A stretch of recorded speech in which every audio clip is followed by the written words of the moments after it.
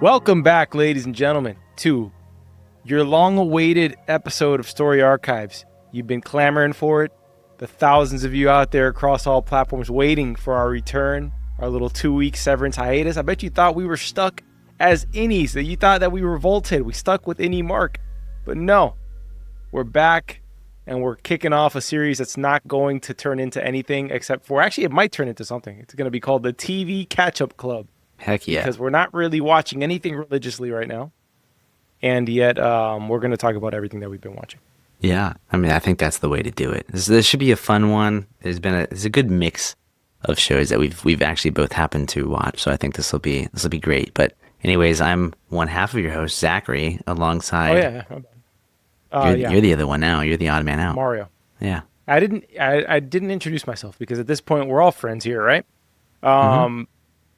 We're going to talk about mainly 3 shows today, and then we're also going to talk about, I guess, what else we've been watching, if I can remember what I've watched in the last 2 weeks. We're going to be talking about these 3 shows. We're going to be talking about White Lotus Season 3 and everything, how it ended. So this is to warn you, because this will be spoiler talk here, guys. So if you haven't watched these shows, we'll see you on the next one, or see you when you catch up and come back.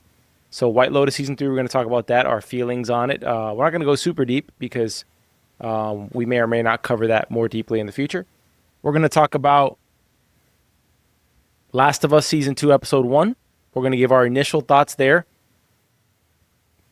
We still don't know if we're going to cover it episodically. I have very negative emotions.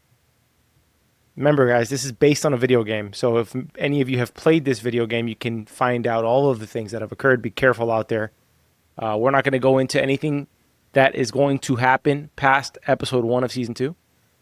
But I have very negative emotions about the second game, hence why we have not decided to cover it episodically as of now. But we might just chime in week to week and just talk about it a little bit, because it is an interesting subject matter. And then the third show I had forgotten was going to come out, and it's the thing I'm enjoying watching most at the moment, which is Friends and Neighbors. Is that what it's called, Zach? Your Friends and Neighbors. Your Friends and Neighbors with John Hamm. His first role that I don't think of him as Don Draper. A lot of things up till, I think that's kind of like the thing about being in a 7-season show, right? Yeah.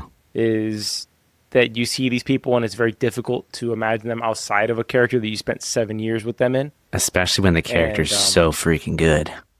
Yeah, I mean, Mad Men, as you guys know if you've listened to the show for a while, is in the Thanos gauntlet, the Story Archives Thanos gauntlet of TV shows. And Don Draper's got to be one of the most iconic characters of all time on the main character gauntlet. But the show's awesome. It's fun. I don't know which direction it's going to go. The name doesn't feel good to me. Your Friends and Neighbors, I don't like the name of the show. Because, and I'll say it, because part of me hopes that this show turns into, this is my own selfish desire, Breaking Bad. Breaking Bad, huh? That's an interesting one. Well, I was hoping it might go into some weird criminal enterprise direction, right? Where you got the main character who John Hamm plays, what's his name? Andrew Cooper. Andrew Cooper. You have him who's lost his job. He's turned to a life of crime to support his way of life. But it's mainly just kind of like a sort of coping mechanism to stick it to the people who are still living these sort of materialistic, effed up lives. His ex-wife has got to be the most unlikable character in the history of television. And I mean... Wow, you're going far. I texted my sister, who's also a Mad Men fanatic, while I was watching the show. I said the wife is horrible. His ex-wife's horrible. Like, you just want to push her off a ledge or something. Like, she's that bad. And my sister's like, okay, I'm gonna watch the show tonight. I said, trust me. She texted me back like 2 hours later. She's like, I can't stand her. So it's universal. It's across genders. She's hateable. Sorry, Amanda Peet. I think that's who's playing her. Yep, that is correct. She's playing Mel Cooper. Yeah. Yeah, I agree. You know, the show, I agree about the name. It's not the best name, but it is a fun show to watch. I'm really enjoying the first 2 episodes. It's one of the few like TV shows where my wife is also interested in watching it. So she's watching it like right now, actually. So she's been texting me about it all evening. I'm like, yeah, it's funny. But I think the thing that surprised me maybe most about this, given that it's about a whole bunch of really wealthy people, is how relatable it felt in a lot of ways. She, my wife texted me, she's like, that's us. Especially like early on when you're like, oh, get married, have a baby, broke, buy a house, broke. I'm like, okay, yeah, fair enough. I agree. But my comment on the name of the show thing, not liking it, is because I feel like a show that goes 4 or 5 seasons that becomes like an epic show has to have a name that supports the kind of epicness that is required of a 4 or 5 season show. Let's think about it. The Walking Dead. Not even that name was good enough to save them from a 20 season disaster. But the first 2 or 3 seasons were, first 2 seasons were good. Well, the first few were good for me. Yeah, after The Governor, it was downhill. Game of Thrones. Breaking Bad. Mad Men. Great name for a TV show. Peaky Blinders. Peaky Blinders. I wouldn't say it's like the greatest name for a TV show, but it's a good name for a TV show. It's short and it's memorable. Yellowstone. Solid name. Right? We're going to talk a little bit about the Yellowstone universe in this episode as well. Okay. Because a running theme that's going to happen is my general disappointment with two shows in specific. We'll get into it later. But yeah, the Your Friends and Neighbors thing feels almost like more like a 2-season type of thing. It doesn't feel like we're going to go 5 seasons with this. I hope we do, because I like his character. I like the dynamics going on. And I love the opening episode cliffhanger where he he's next to a dead body. Yeah. And you don't know what happened there, whether he killed that guy or what, we have no idea. And so that's where it makes me feel like Breaking Bad type elements, where this is a guy who started this thing off as like a little thing he wasn't going to do forever. And then before you know it, you got a guy tied to a pole in your basement and you're finding the plate you gave him the sandwich on has a missing shard, and now you got to kill a guy. So that's where I'm trying to say, like, this feels like it could go down the direction where he goes deeper into the criminal world than we had imagined. Also, you have to think, John Hamm, great actor, in my opinion, or maybe I just have a soft spot for him. But I love John Hamm. No, he's a great actor. The role initially feels like Don Draper, right? Successful guy working in a successful company, like he's top of the heap, has his wife, blah blah blah blah blah. But you have to imagine, like, he's probably trying to avoid the typecast at this point of successful businessman in New York, right? Yeah. So there has to be something more coming down the line for this role that opened his mind to, like, okay, this is almost kind of like, it feels almost perfect to go from Don to this, because this is like the deconstruction of Don if he ended up robbing houses. No, I completely agree with that 100%. Like, I love John Hamm. I mean, especially as Don Draper in Mad Men. So good. And I want to like him in every other thing that I see him in. Like, I really want to enjoy it. But every time I see him in another movie or a show or whatever, I'm just like, it's Don Draper. Like, I just can't get out of it. Like, when I watched Baby Driver, I'm just like, it doesn't feel right. I was gonna actually say that was the only other role that I really was okay with him in. The one that I was like, this is Don Draper as an MLB scout, was when he goes to India and he's like scouting pitchers or something, like from cricket. I forget what movie that was, but I was like, this feels like Don Draper going to India. He's also good in The Town as the cop or the FBI agent. He's good in that role. Which, by the way, The Town has got to be one of the most sleeper heist movies of all time. It goes down, honestly, among the greatest heist movies of all time. In my opinion. The Town is the name of it. Dude, for God's sake, you haven't seen The Town? No, I haven't. Ben Affleck, Jeremy Renner. I don't think I've seen The Town. You've got so many classics. You just watched Alien. Shut up. I actually did not finish watching Alien, which do not compare. Do not compare how much I watched compared to what you've watched. You haven't watched The Town, knowing you how much you love gangs and mobs and stuff like that. You would love. I don't say this out of like disappointment. I say this almost out of jealousy that you get to watch this movie and you haven't experienced it yet. That's like if you tell me you haven't watched the movie Heat.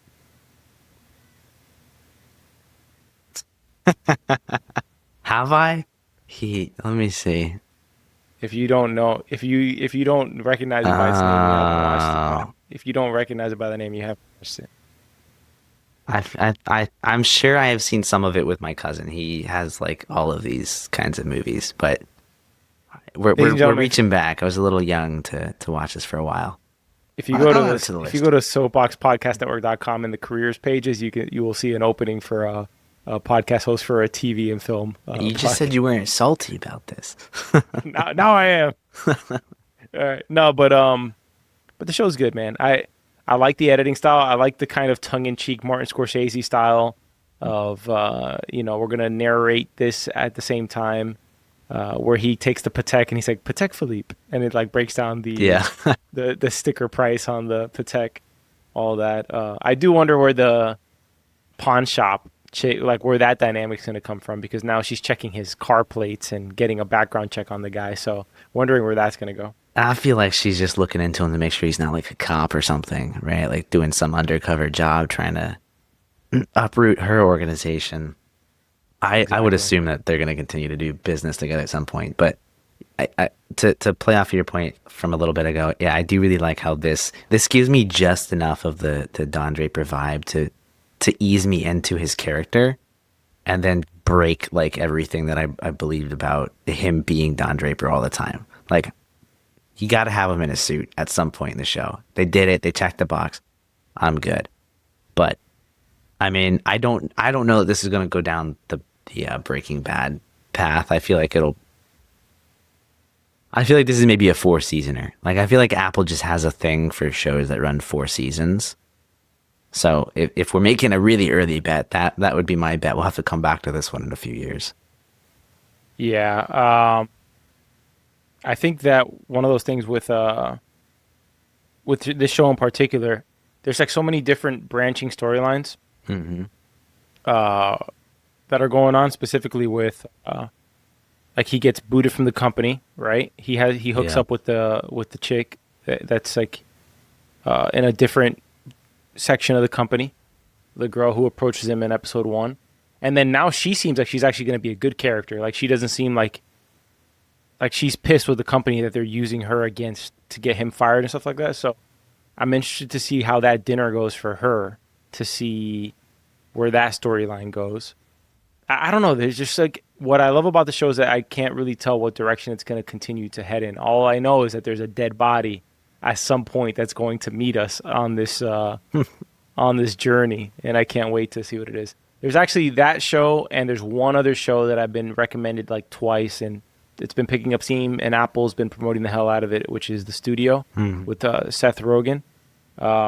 That one I feel like has story archives potential 100%. So we should probably keep an eye on those. In fact, when we're done recording tonight, I'm pretty much just going to shower and watch the third episode of Friends and Neighbors, because if you know the Apple TV trick, it's probably out since it Yeah. releases Fridays. Yeah, it should be out now, like an hour ago. So that'll be exciting. I'm debating if I watch episode 3 or if I start The Studio. I'll watch episode 3, and then I'll maybe binge The Studio on the weekend. Fair enough. Probably what I'll do. You Well, know, so you got The Studio on Wednesdays, and you got Friends and Neighbors on Fridays. Apple typically launches their bigger shows on Fridays. What is the rank right now on Apple TV? Just out of curiosity, is it Friends and Neighbors or is it Studio? when I finished watching this last night, it was The Studio is number 1. It bumped Friends and Neighbors down to number 2. Interesting. So But your Studio Friends and has Neighbors picked up was up steam. there for a minute. No, it's back up. Your Friends and Neighbors is back. It's probably because the episode just dropped again. That's why. People So love those types of shows, man. Like you said, your wife is never interested in TV shows not for like the the most ones that part. we cover. So it's super rare to hear from her. Like, Yeah. oh, I want to watch that too. I'm like, oh, all right. Which Like Silo that's kind season 1 was one of those. but that's kind of like market. That's kind of like market research. You know what I Yeah, mean? Like it's more it's accessible. exactly. So like you're bridging different audiences. It's not just the sci-fi heads or the sci-fi nerds. It's you're getting the housewives and the women involved in these shows as well too. So now, that I think we should probably have like the Michaela meter for determining which shows we watch. If Why she not? brings up a show, and we'll do this, like we'll cover this show and we'll see what the numbers are on the ratings. If the views go up, we'll just have your wife determine which shows we cover. If it crosses that barrier, I think that's probably not a bad idea, to be completely honest. We'll give it a have shot. Yeah. You know how Rotten Tomato, It's tomato meter? the tomato meter, yeah. That's the exactly Michaela what's meter. popping in my mind. Yeah. Oh, It'll just be man. her face, like just arranged, like just it'll go from like it'll be a bar, and like if it's crappy, it'll be a frown, like angry Yeah. face on the low end, and then it'll just be a smile, continue up. It's And like up it's until like when she- you're in the hospital and it's like, how are you feeling? You Oh, got yeah, the, How much the pain mildly is it? feeling face, yeah. I've never really understood those how much pain, and it's just like Yeah, I mean, it's that one. because you don't want to be like you don't want to pick that one because you're like I ain't a wuss. Yeah. So that you pick the one in the middle, and then you don't get help by the doctor. So you got to always pick at least like something's off. Mm. Yeah. Anyways, I think that's enough about Friends and Neighbors. Let's see how episode 3 holds up, and then let's revisit in the next week. Let's do it. Next Last of up. Us. We're gonna go to Last of Us next, or we're I gonna feel go... like I feel like we should sandwich this, right? Because I feel like Okay, we got a Last bit of more to Us. say about White Lotus than we do Last of Us. Yeah, true. Because there's other conversations to be had with White Lotus and what's going on there. Let's do Last of Us. I already said the gameplay of the second video game is great, like all-time type great Phenomenal great mechanics. mechanics. I can't Yeah. speak. The story, though, I don't want to say too much, guys. I don't want to say too much. Just know I don't like it. Just know I don't like it. And it's just, let's get to like episode 5, or let's get to the end of the season. And you'll understand what I mean. Okay? In fact, you may understand what I mean this week. So, This is true. yeah. So they have to do something. Man, we really can't say. You can't say shit about the show. I mean, we can talk about how some of the scenes are, rather unrealistic with the, pulling punches and things like that. Oh, but yeah.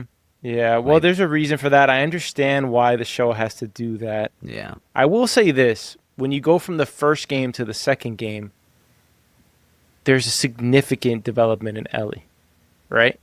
Like, she's bigger. She's taller. Yeah. She looks like she has matured. Like she in age actually a bit. grew up a bit. Yeah. I like Bella Ramsey. I like her. I just don't know if the amount of time between seasons and how she's built is going to make the things that Ellie has to do in this season feel right.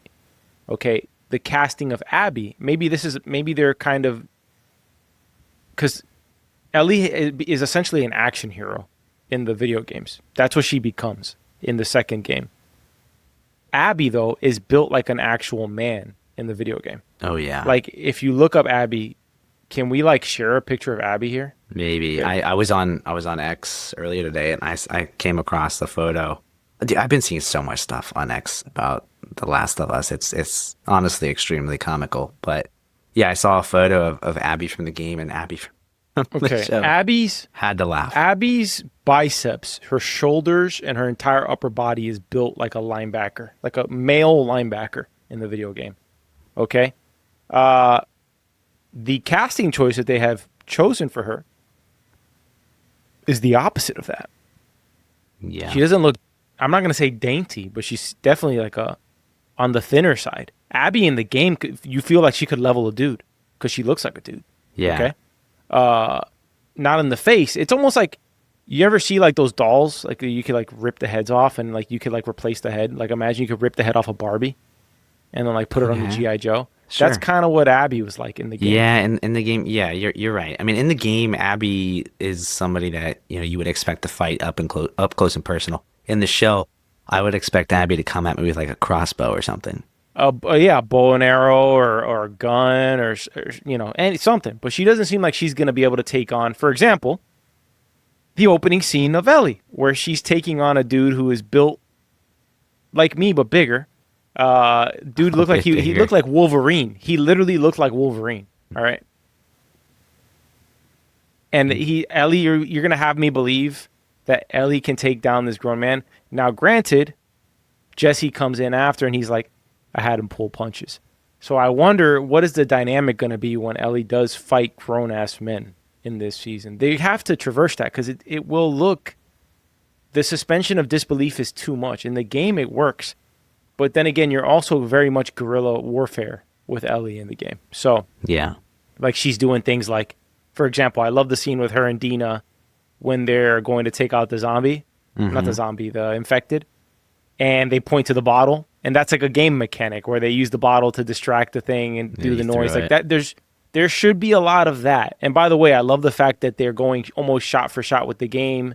The third person profile shot of Ellie at the dance, that is directly from the game. Yep. When they show over her shoulder, she is just as annoying as she was in the game in terms of her treatment of Joel. That is true to form. I'm sure even she hates it when she's playing the role where she's like, my goodness, this guy just loves me and wants to take care of me, and he feels like he's my father, and I'm just here doing all this. But Yes. there's a reason why, which we know because we know why Abby's there. Abby is from the group that The Fireflies. the whole premise, right, of this whole second season is going to be that like every action has a reaction. Okay. Yes, Joel did save Ellie, and we did. If you want to watch our Last of Us series, we covered the entire first season. Neither of us were fans on how that last scene played out because it didn't do. Pretty much the whole buildup was to that scene. Yeah. And they did it in a music montage pretty much and kind of just completely glossed over it, considering that it is the whole driving force of this season of what goes down, right? Which is he saved Ellie. Me and you talked about it. Why couldn't you just take like a blood sample from Ellie? Why do you have to literally kill her in order to do it? It never made sense to me. Like why that was just like the first thing out the gate they had to do. Like we got to kill her. Yeah. So with that being said, he saves her, but he also kills like 1 million people to save her, which those 1 million people have families. And so now they want retribution. Yeah. And so here we are. They do. By the way, did you catch what I presume are sewage pipes in the city that had the infected? Yep. The root system in there. Mm-hmm. Did Abby and Co. lead that one in there, or is that independent of them? What do you think? I think that's independent of them. I don't think that's Because- anything that they brought in. Because that's not in the game. I don't believe. I don't remember at least. I'm that pretty happened in the I'm game. pretty sure maybe it's not like in the town. That I don't remember. It's been too long. But I do vividly remember like this whole root system in the game. I swear it was in the game. If I'm making this up, I don't know what to say. Yeah, because it was in remember- the first season. I know there was a bit No. of like this root system too. Yes, but that's when they're in the city and they meet Sam. Yeah, Right? That was the name of the character. I believe. Yeah, I'm looking up the game thing.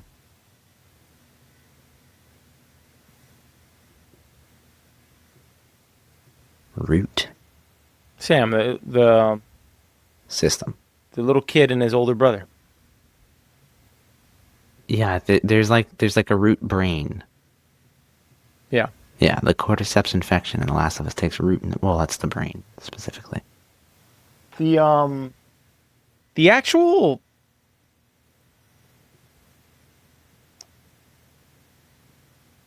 The actual infected in Last of Us have got to be some of the most terrifying infected of all time because in The Walking Dead there's just one type of infected. But in The Last of Us you got clickers, you got bloaters, you got Shamblers. shamblers. You're going to meet more of these different creatures. You met one in this episode that bites Ellie, which I don't remember what those are called, but they're pretty much almost half human because they run away from you. They were called runners, those- right? Those are horrifying, dude, in the game. Those are horrifying. Yeah. It does make you want to play the game again, to be honest, when you watch the show. I will say that. It does, and there's also like some bosses in the game, which I feel like we kind of had a boss in season 1. I'm sure we're bound to have something in season 2 here. Yeah. It does make me want to play the game a bit. Like there is this really strong sense of nostalgia whenever I watch the show, but at the same time, I get this like ridiculous amount of just anxiety because like when you play the game, Oh my God. you know you're like you hear a noise like you know you're gonna have to sit there and grind it out for the next like 2 hours solid. Or how about this? Like some of the enemies with the whistling. Oh That yeah, used to that's that. terrify Yeah, me. We'll get that was that. creepy. We'll get that in this season. Man, that used to horrify me when I hear the. I was like, Hmm. oh. Worst Yeah. is when there's dogs. Hmm. By the way, let's talk about the casting. Obviously, Joel's casting is great. I think Tommy's casting is great. Um, Dina's really, really cute. I'm not gonna lie. The Dina casting is she's mad cute. I don't know what her name is, but she's really pretty. Isabella Merced, if I'm pronouncing her last name correctly. Yeah, she's really cute. Yeah. I love the casting of Jesse. He's in the show Beef, which if you want to catch my one episode solo episode on Beef, one of the best shows I watched in the last like 2 years on Netflix. He plays the brother of Stephen Yeun's character, Mm. Paul. I think he plays Paul, if I'm Yeah. remembering his name. And for me to remember a character's name from a show I watched 2 years ago, you got to leave an impact. He's a good actor, so I do love that casting. And yeah, overall, very solid. Once again, Last of Us is good at the first episodes, man. They're good at the first episodes. The more I'm talking about it, the more I'm looking forward to Sunday. But I don't know, man. I'm Maybe we looking should just forward to cover it to see if it episodically. holds up. Like that's the thing. Like I want this to hold up, and I I don't feel like know. we should cover it. I really do. It's fun to talk about. It's just do you have to? I guess the conversation is do you have to love everything that you watch? And that will lead us to our last topic of the episode, which is White Lotus season 3. Yeah, that was a thing. Let's just say, let me just bunch up White Lotus season 3 and 1923 season 2. Major letdown. Major letdowns. And White Lotus season 3 had the build up so well. Like it was building up so well. And I know White Lotus is not a show that you get payoffs on, and that's okay, right? Technically, season 2, you do get a payoff with Tanya, right? At the end. However, season 3 was all build up and just nothing. And I've talked to multiple people. I've talked to, friends of mine. I've talked to you. I've talked to another friend of mine who's in the industry, and everybody's opinion, all from different walks of life, feels the same way. That it was too much buildup and not enough like substance in terms of the payoff, and it was too long. If it's gonna just be buildup like that, don't do seven. What was it? 7 episodes or 8 episodes? 8 episodes. It should have been 6 episodes. Yeah. Six episodes tops. It definitely started to feel like it was dragging towards the end. And we're gonna mention spoilers on this, all right? Like Yeah, that's fine. this is full on spoilers on White Lotus right now. I, Full on. I will say I was really into it for the first few episodes. I started to fall off towards the end. I kind of just wanted to finish it. I think one of the biggest things that frustrated me was honestly it was the title sequence. Like it sucked compared to the other ones. Season Really? 2, great title You missed the sequence. song. Oh, I miss it so much. Like season 1 and 2 are both phenomenal. Like the title sequence Yeah. song, great. This one was lacking a lot.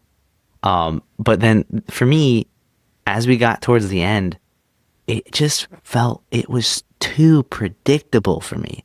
Like I knew what was going to happen well before it happened. I expected the whole "He's your dad" for Yeah, I knew that was Walton coming Goggins' as well. character, Yeah. Rick. Yeah, I don't know. It was. I'm not expecting like a massive payoff, but at least like a little bit of surprise, a little bit of like I don't know, was something to almost- keep me hooked to it. It was almost too much of convenience and everything. For example, like Chelsea brings up Fatih Amor, right? Which is she's like, oh, something about like when you die, like I'll die too, or something like that, right? Yeah. Fatal love. And then it's like, oh my God, is it really going to be that these two just die together? Mhm. There's a lot of things I took issue with. The whole build up with the dad and look, by the way, the two best performances in the entire series is the parents from the company of the family from North Carolina. Yes. Jason Isaacs, who plays Lucius Malfoy in the Harry Potter series, and And man, what is her name? I'm blanking on her name. Look up the name of the actress who plays the mother, The please. mother, Yeah. uh, Michelle Monaghan. No, no, no. That's the actress. The mother of the family. I'm The looking. one who Hold on. talks like this. Does Oh anybody take yes. my lorazepam? Oh yeah. No. It's Parker Posey. Parker Posey. She Yeah, did incredible. She did incredible. she Annoying was as good. all hell, but it was incredible. Similar to like Tanya's character. Um, those two stole the show. Sam Rockwell, also super memorable character, probably has the most intense monologue of the whole series when he's talking to Walton Goggins Yes, that about was so funny. Oh my God. I saw that before I started watching the show White Lotus season 3. I was on yeah. X. I was just scrolling through my feed and I saw Walton Goggins and I'm like, what's this? And I see it in his face during And the he goes, entire conversation. I was, uh-huh, uh-huh, uh-huh. yeah.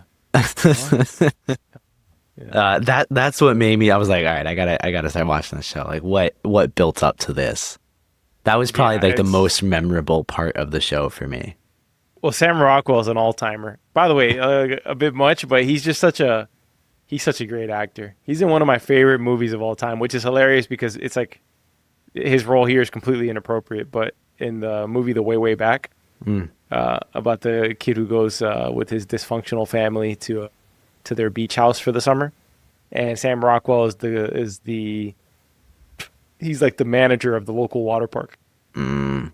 who takes the kid under his wing. It's a I love that's like a yearly watch for me.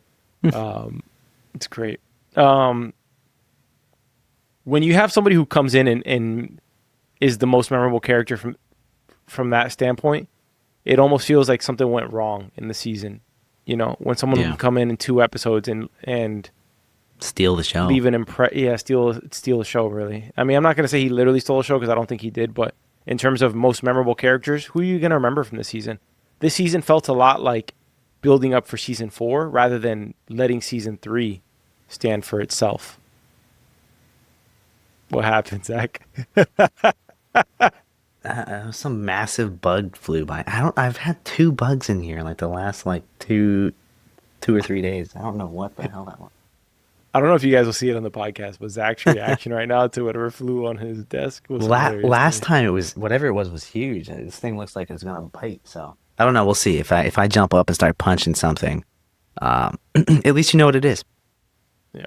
You know, I for whatever reason when I was watching the show, Timothy Ratcliffe. Every time I would see him on screen, I'm like, man, this guy seems so familiar. Like, why does he seem so familiar? And I heard him on an interview, and he mentioned Harry Potter, and I'm like, oh my god, how did I not put that together? So yeah, Well, there Timothy was that. Ratcliffe is not the name of the No, actor who's Jason in Harry Isaacs, Potter. Timothy Ratcliffe's character. Is the name of character? Okay, yeah, Yeah, that's the show, yeah, character. yeah. Jason Oh, you Jason know what it Isaacs is the that actor. I just didn't remember their last name was the Ratliffs. Yeah. Yeah, Ratcliffe. Th- Yep. I was disappointed with his character too because it all built up to him simply saying things are gonna get tough, but we have each other. Oh, there was no Everything's real gonna change. fallout. I mean, Nothing. By the uh, way, you know, which the incest thing yeah, that with was weird. no repercussions for that. It just felt like the director, the director's fantasy, to be honest, like the show creator, Mike White. It honestly felt like that because there was no fallout from that. No. It was he set it up in the beginning where you knew something was off when when the brother goes and walks off to the bathroom naked, and then the other brother's just watching him, you know, Mhm. and like you're like, oh, okay, something's off here. Then you got like the younger brother's trying to get with his brother and the sister.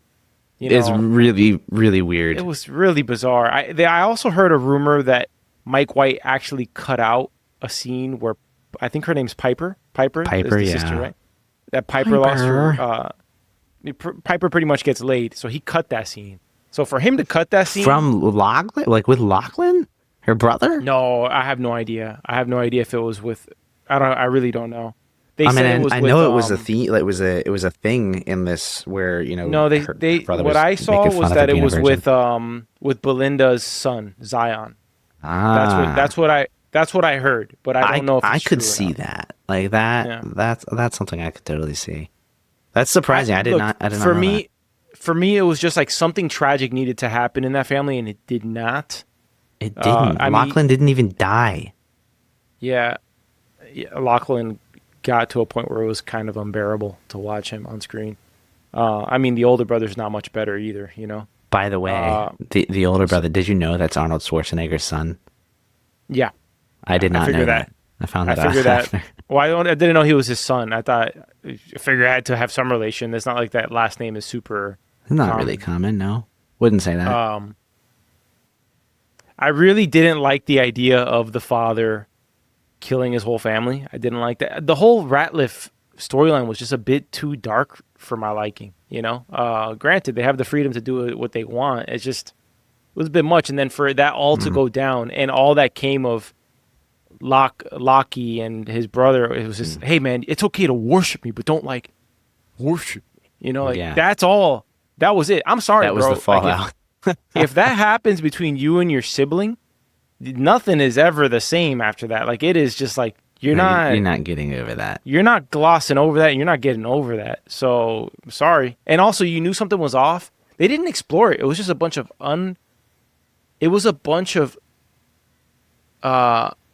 unexplored doors. He loves opening doors and then not going through them. So, for example, you're like, why is this family weird? And then the mother tells a story about how her brothers pinned her down and used to like spit on her and stuff like that. If you remember that scene from the thing, and you're like, okay, so it's from the mom side of the family. Something's off here. But, you know, I don't know. I just feel like every other season, there was at least something that came about because of the effed up actions of various people in the show. Even if it's never what you suspect, something always occurred. Yeah. And this one, considering they had the coolest location, which I thought it was the coolest location that they've had so far, just not a lot, really. And that's been everybody's impression that I have talked to. Yeah, there really hasn't been too much. I actually did like Timothy Ratcliffe's like storyline in the show, like him, Piper, and his wife Victoria. I liked them. I was not a fan of the whole Lachlan Saxon thing. Like I could have done without a lot of that. But I really wish there was some sort of payoff, right? Like there's Something. there's just They just get something their about phones like the fact that Lachlan should have died, man. Like I really feel like Lachlan should have died in this Should show. have Like been it would have been like the poetic sort of ending to For his their character. story. Like Well, 100%, because you have the father who essentially is testing his whole family. They're like, so there's elements of his story that I think are interesting, right? This is the father who's given like everything to his family in terms of wealth and riches, quote unquote, whatever people like materialistic folk would deem as like the quality of life, right? yeah, And then he's testing his wife, he's testing his daughter, he's testing his oldest son, he's testing all of them. He's like, which of my family members could live without, you're really haunted by this bug, huh? I am. I'm looking for it.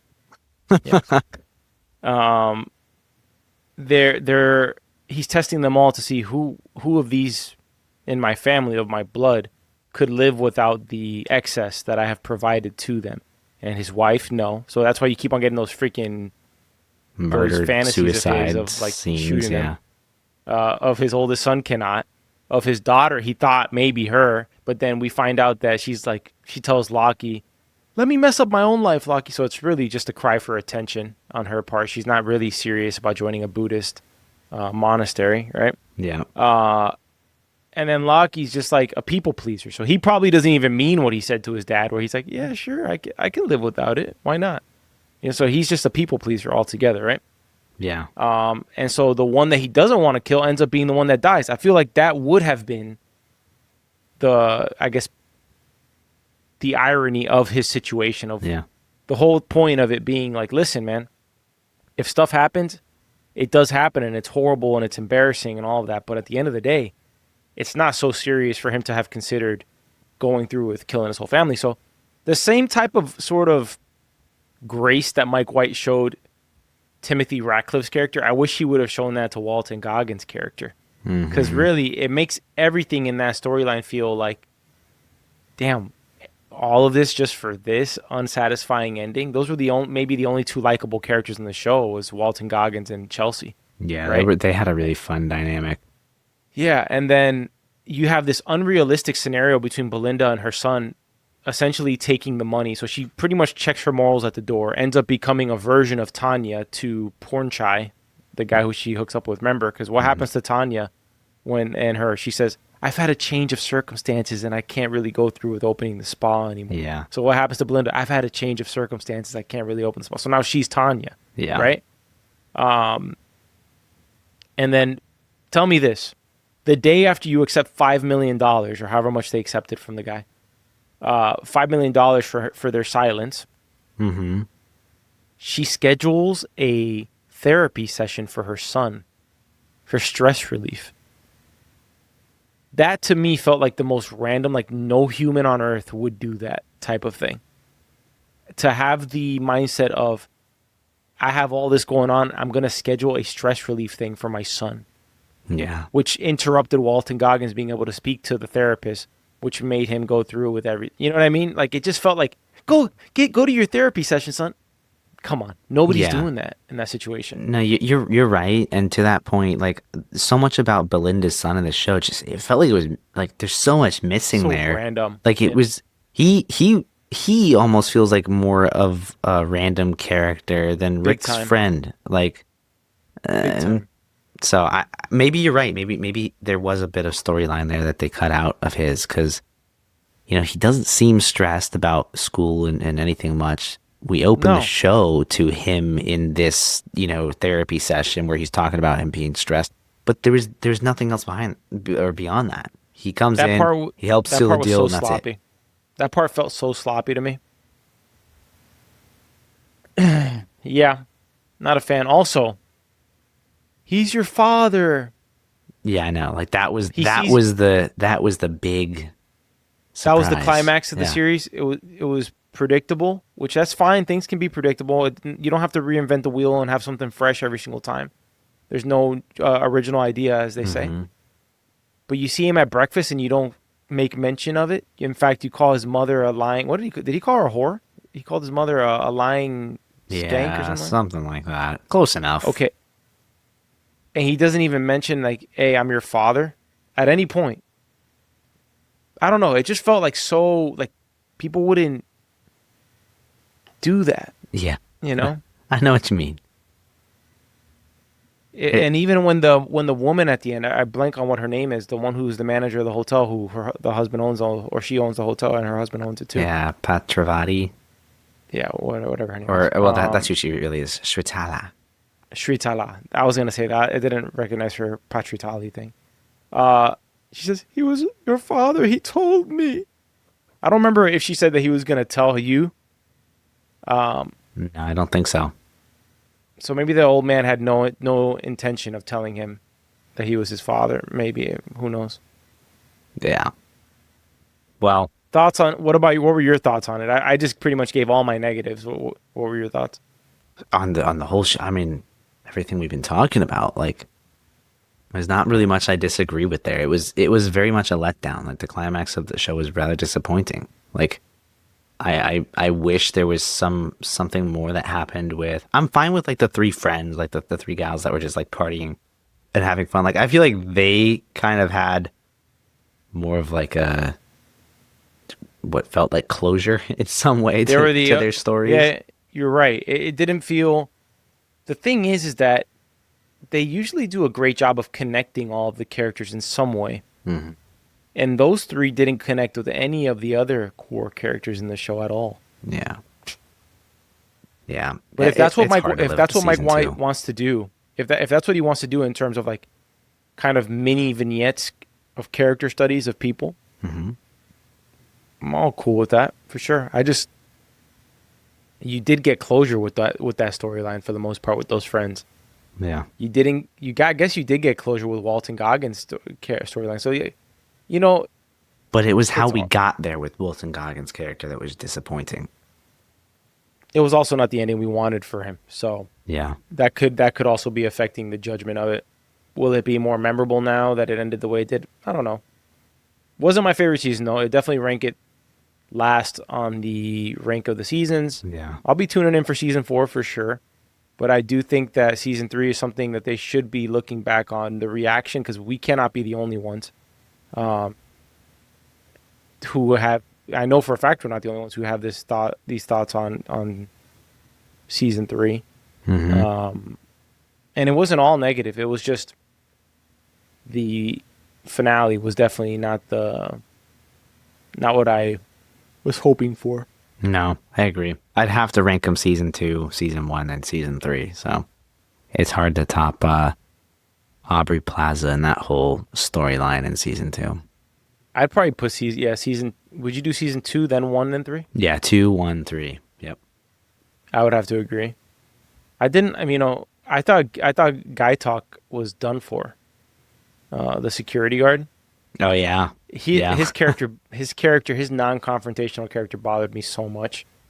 When that guy stole the gun and he's just like sweating around, walking around the resort for 12 hours while this guy has his gun. Like, Yes. and he approaches him in the bathroom and doesn't say anything. I mean, it just Like, it's bro, driving me bananas. you're the security guard. You have the power in this situation. Well, they Like hired you a can. pacifist as a security guard, and then he has the most superficial girl of his life, who's Yeah. the beautiful Lisa from Blackpink, uh, Mook, and then he ends up shooting the guy, getting the promotion, getting the girl. I thought it was gonna go all downhill for Guy Tuck. Guy Yeah. Tuck. I kind of expected it too. She seemed to be super shallow. So I thought she was gonna be hooking up with one of the bodyguards, and that was gonna be the end of it. Like Guy Tuck was gonna lose his crap and like just go crazy at the resort. oh yeah, we haven't talked about the whole group of friends that the masseuse that his Russian friends stole from. That felt like a build Mm, up. That felt like a build up. Like we're going to see some of these characters again in future seasons. I feel like for sure we're going to see Belinda again. Let's do that. Like, who do you think for sure we're going to see in future seasons? I I do think think we're we gonna see those have to see Russians. Belinda again. Yeah. I think we see Belinda as well. I think we see those Russians again. I yeah, maybe. Thought for a moment, maybe it was going to be like Guy Talk is, actually tells management about these guys, and they came in and they're shooting up the place trying to get Guy Talk and whatever else.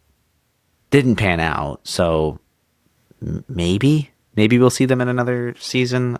I'd kind of be surprised. The only one I can think of is maybe Greg. I feel like we're definitely going to see Belinda again. Outside of that, I don't think we're going to see anybody from this season. Where do you think the next location? Where's the next White Lotus resort going to be? Because I have my top guess. Somewhere in Europe. Yeah, I think it either will be in the south of France or it'll be Spain. One of the two. If I had to guess. Maybe Spain. It feels more like like they should Spain, be I in think, will be Spain. too close to the Italy one. I think they'd probably go France on the next one, if I had to guess. I heard there was somebody I saw did a breakdown. Like they they looked at like every. Do they record it like the Four Seasons? Is that what they're using for? I have no idea. For these, but whatever. This lady broke down like all of the locations that these hotels are, and was like, okay, we did this season of the year, then this season of the year, then this season of the year.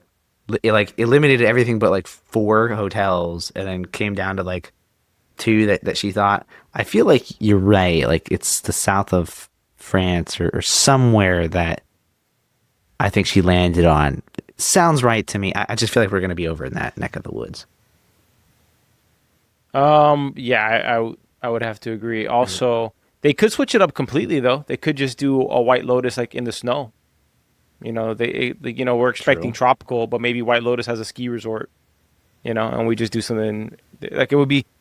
That actually might be the best thing to do for season 4 because we've already gotten 3 tropical locations. So maybe the 4th one's gonna be like in the desert or in the snow or something. It just won't be in another tropical area. I don't know. I feel like they're kind of making a name for themselves when it comes to like this tropical paradise. Like it feels fitting. Like when I hear the White Lotus, I think of something in the tropics. This was the first season that made me like kind of like, damn, maybe these resorts suck. You know, like this was the first season where I was like, maybe it's not all it's chalked up to be to go stay at these resorts. Yeah. You know? All right. What else should we talk about? I'm not gonna even talk about it too long. 1923 season 2. That's it. That's all I gotta say. Horrible. That's it. Horrible. Talk about milking a series. Taylor Sheridan, mad love. I love you, Taylor Sheridan, but that one was not it. I understand. I respect you trying to make Yellowstone like a Game of Thrones universe, but 1923 season 2 should have stayed in the oven a little bit longer, in my opinion. Yep. I have not been watching too much else. These have been the main things. So I don't remember what else. I've gone back to rewatch all the Alien movies, or not rewatch, to watch some of them for the first time. So I started with Alien Covenant. Then I have to watch Prometheus.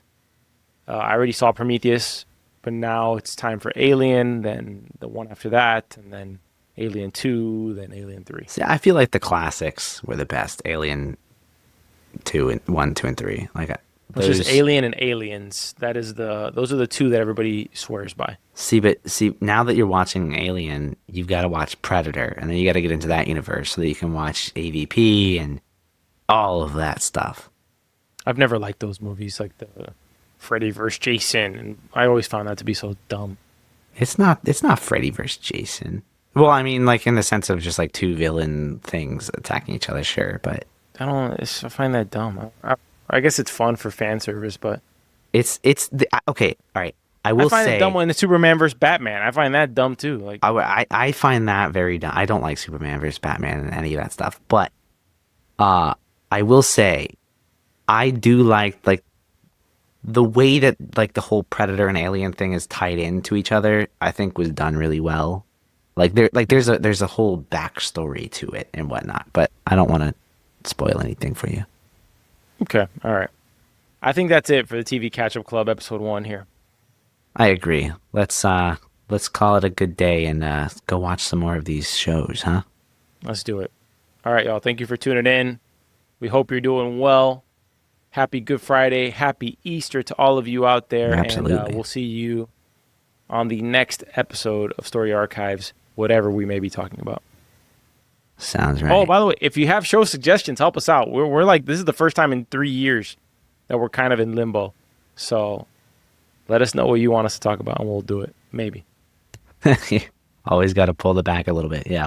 All right, y'all. Well, thank you for listening. You can catch us wherever you find podcasts, Apple and Spotify podcasts. You can visit us on YouTube. You can check out our website at soapbox.house, and you'll find links to our show there. Or you can email us at contact@soapbox.house if you want to get in touch and give us some of those recommendations like Mario mentioned. All right, y'all. We'll see you in the next one. Have a great weekend. Peace.